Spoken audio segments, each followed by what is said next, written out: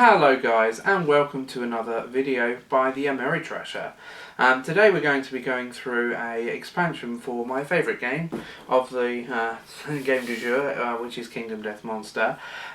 This will be an ongoing thing. We'll be going through a number of the expansions that the game has to offer. To give you an idea of what the new expansions are going to bring to your gameplay experience. As it stands, there will be spoilers in these videos, so if you are coming to this completely blind, part of the sort of pleasure almost of playing the game is the unknown, so I'm about to spoil some of that. That in itself, if you are interested in knowing what's in what, then I think it's a worthwhile tool. So today we're going to be looking at the Gorm, which is a rather horrible model. I have yet to paint it, not that I'm very good at painting, so that's by the by. And we'll be talking a little bit about this expansion. It is a huntable quarry, which means that you can hunt it alongside the other monsters. It comes with a healthy stack of gear cards, which you will be using to outfit your survivors, its own deck of AI, resources, and so on. One settlement event card, okay, 2 settlement locations, and a rather neat storybook. So I think at this point we're best by going in and exploring what these things have to offer. It will only be a brief overview, but it will contain some spoilers. It's just there for people who are trying to decide whether this expansion is for them. I hope you enjoy. So guys, without further ado, we can get stuck into the sort of exciting features of the expansion itself. So this is the model. It is pretty horrific. It is also quite adult. It has a few adult appendages, shall we say, like many of the models in Kingdom Death. I'm not a fan, if I'm honest. It's horrific. I think that's kind of cool, in that it is truly terrifying. I don't know, some of the Kingdom Death artwork doesn't do a great deal for me. But that's fine, to each their own, and so on and so forth. And I do understand that he's trying to cultivate this sort of horrifying monster.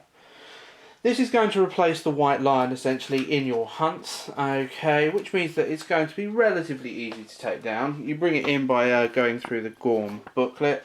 You have a little story, which in itself is quite interesting. It introduces a couple of new rules like the star system. The only problem with this expansion, beautiful artwork, you can see maybe that it's raining in this particular picture. So this brings in a new settlement event. The settlement event is called Gorm Climate. Now essentially what this is going to do is, you can see at the very top it says add Gorm Climate to the next lantern year. It's annoying, but essentially once the Gorm's here, it's going to rain in your settlement for a very, very long time. Now there is a 30% chance you're going to lose all of your resources that have been held in storage, which of course is really irritating. That said, it's not that high a chance. You also get a number of innovations, which I've actually got in my innovation deck, so I haven't pulled out. Alchemy innovations, they're relatively easy to come by, so it's not as punishing as it might first seem. So I think that that's something to bear in mind. You get 2 settlement locations, and I think, if I'm honest, this is the most exciting part of the game for me. So you get the Gorm Chemist, or Gorm Chemist, which brings in different potions. Now some of these potions are very, very good. You also get the Gorm Marie, which brings in a new heavy gear, and various other weapons. The Acid Tooth Dagger, in particular, I've really, really enjoyed playing with. So we'll go through the gear in just a little while. But the model itself, obviously very, very cool in that sort of regard, in that sort of horrific regard. Simple hit locations, so this is where the spoilers really come into their own. So you get a normal hit location deck. Most of the things, you've got a new mechanic, which is flanking. So you get extra strength for attacking the various flanks of the creature, which is obviously the side of the creature, not in the blind spot. A super dense location, which is perhaps slightly harder than the lion. This is their elephant, the Gorm's reaction. Okay, the Gorm vomits, which is lovely, but basically it will often, instead of run forward, which is what the lion does, it vomits as an alternative. It moves the Gorm 2 spaces backwards and then blah blah blah.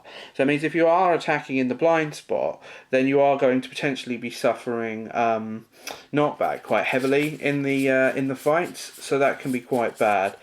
The trap is not particularly bad. There we go. We'll pretend this is shuffle for my next hunt.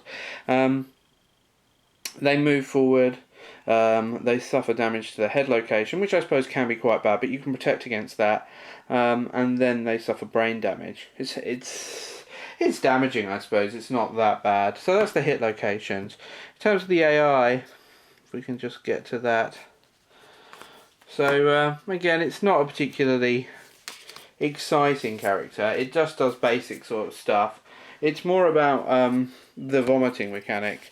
So eat and run, and I'm not going to go through all of these. One of the ones which I've seen this one's quite powerful.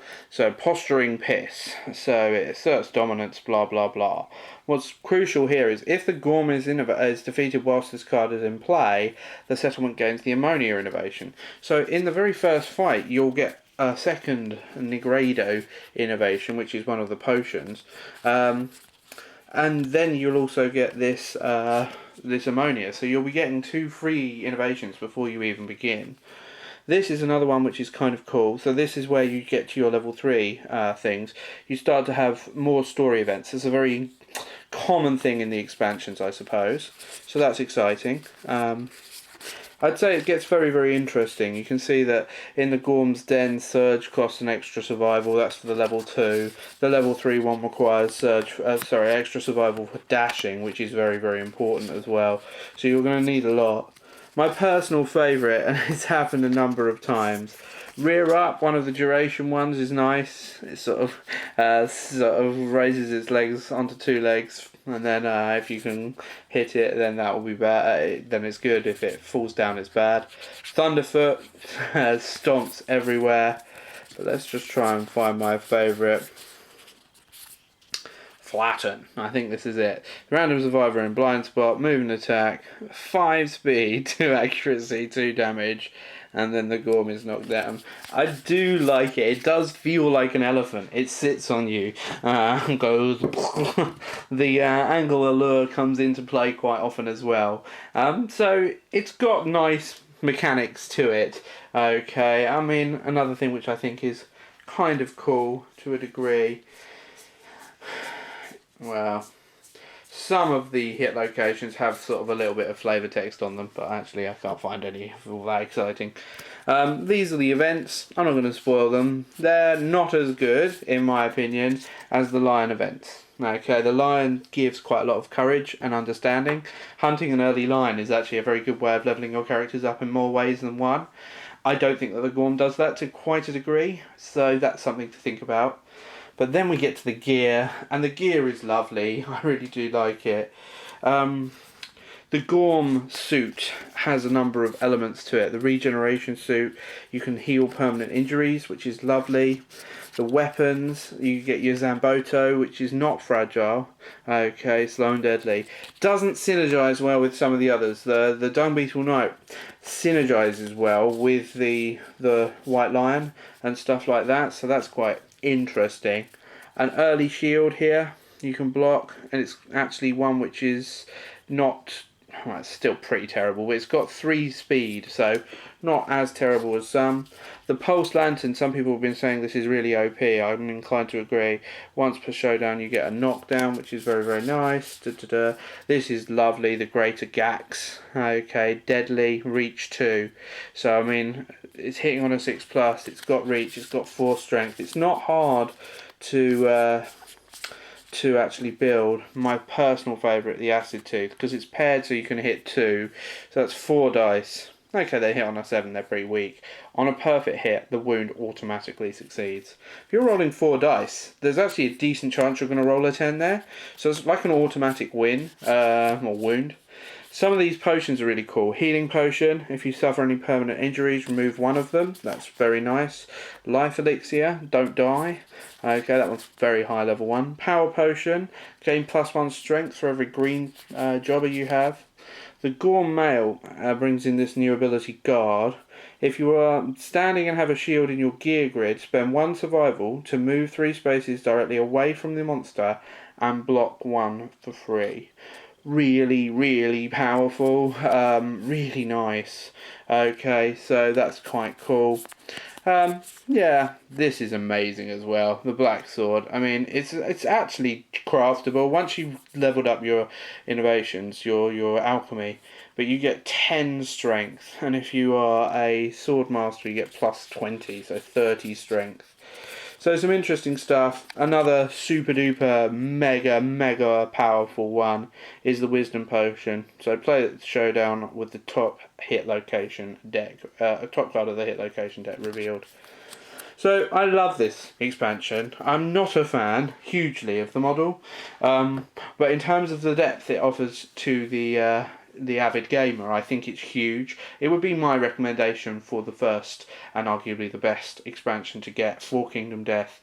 It means you're hunting another monster. The monster allows you to go into new tactics and explore different things, and that makes me very excited. And at the end of the day, it does feel like you're fighting a very heavy, big beast, very different from an agile lion. And additionally, you have quite a lot of story elements around the level 2 and level 3 hunt. So all in all, this one's probably going to get a good 9 out of 10, I would say.